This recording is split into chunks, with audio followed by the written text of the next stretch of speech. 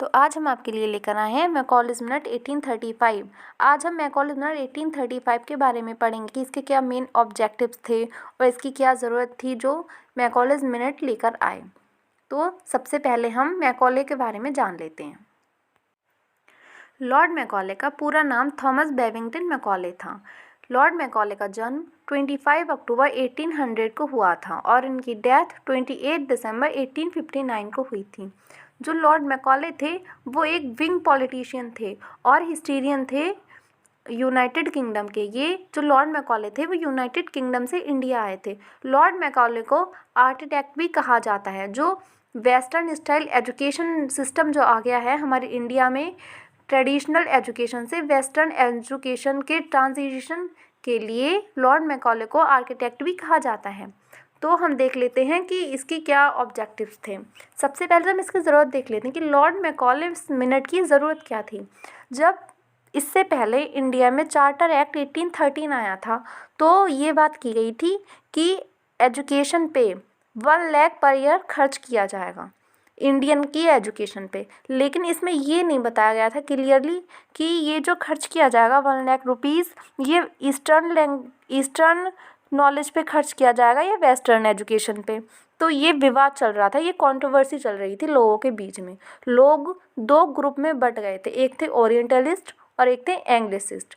Orientalist जो कि ये चाहते थे कि जो इंडियन एजुकेशन है उसको ईस्टर्न वे में चलाया जाए, मतलब जैसी एजुकेशन हमारी पहले से चली आ रही है, हमारे पूर्वजों से चली आ रही है, हमारी एजुकेशन का सिस्टम वैसा ही रहे, संस्कृत और पर्शियन लैंग्वेज में ही एजुकेशन दी जाए। लेकिन जो एंग्लिसिस्ट थे वो ये चाहते थे कि एजुकेशन को इंग्लिश में दिया जाए, इंग्लिश मीडियम होना चाहिए एजुकेशन का।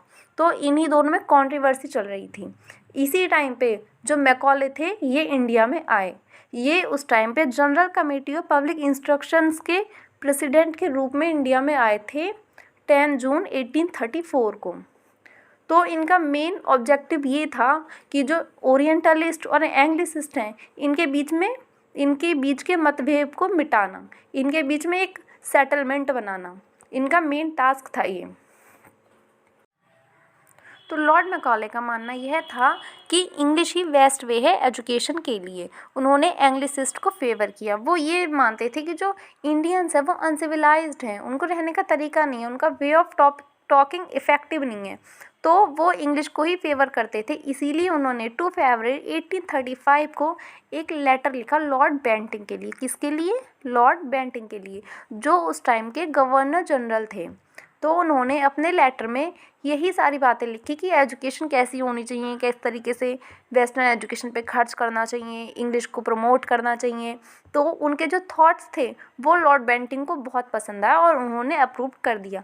इसीलिए मैकॉलेज मिनट बहुत अहम है हमारे हिस्ट्री में।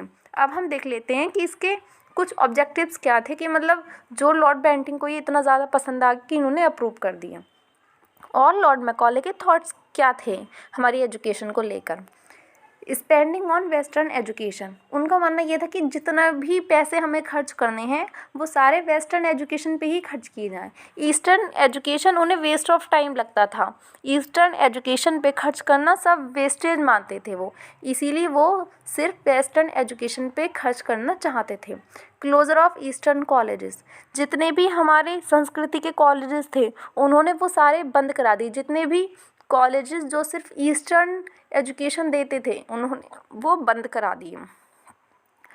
Persian was abolished as the court language and English became the language of court.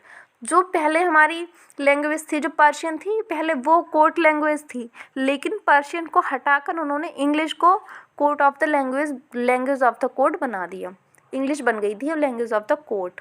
और उन्होंने क्या किया, जो इंग्लिश बुक्स थी उनकी प्रिंटिंग फ्री ऑफ कॉस्ट करा दी थी या फिर बहुत ही लो कॉस्ट। और जो हिंदी बुक्स थी उनकी तो प्रिंटिंग बंद ही हो गई थी समझो। तो इंग्लिश बुक्स की प्रिंटिंग ही चल रही थी उस टाइम पे, वो भी फ्री ऑफ कॉस्ट और बहुत ही इजीली अवेलेबल थी हर किसी के लिए English books. Downward filtration principle, जो लॉर्ड मैकॉले थे वो कुछ एक ऐसा अपर स्ट्रेटा को मतलब एजुकेट करना चाहते थे, एक कुछ ऐसे लोग जो उनके लिए काम कर सकें, जो जिन्हें वो अच्छी जॉब दे सकें, जिससे कि मतलब जो और सारे लोग हैं वो उनके टोटली अगेंस्ट भी ना जाए ब्रिटिशर्स के, उनका मतलब विरोध ना करने लगे, विद्रोह ना करें, इसीलिए उन्होंने कुछ अपर सोसाइटी को एजुकेट किया थ्रू इंग्लिश, सिर्फ इंग्लिश के ज़रिए। ऐसा क्यों किया उन्होंने? क्योंकि वो एक थोड़े से लोगों का एक ग्रुप क्रिएट करना चाहते थे जो कि Indian in blood and colour हो बट इंग्लिश इन टेस्ट, जो देखने में और मतलब खून से तो इंडियन हो लेकिन उसके थॉट्स, वैल्यूज़, ओपिनियंस ये सब कुछ ब्रिटिशर्स की तरह हो, जो उनकी हेल्प कर सके उनकी गवर्नमेंट को चलाने में। और क्या किया उन्होंने? एग्रीकल्चर इंस्टीट्यूशन भी इस्टेब्लिश किया उन्होंने पूसा में, जो कि बिहार में है, ठीक है। और the instructions of engineering was established at Roorkee, Roorkee में भी एक इंजीनियरिंग का कॉलेज उन्होंने खोला। तो अगर आपको हमारी वीडियो पसंद आई हो तो please like our video and subscribe our channel. Thank you and have a nice day.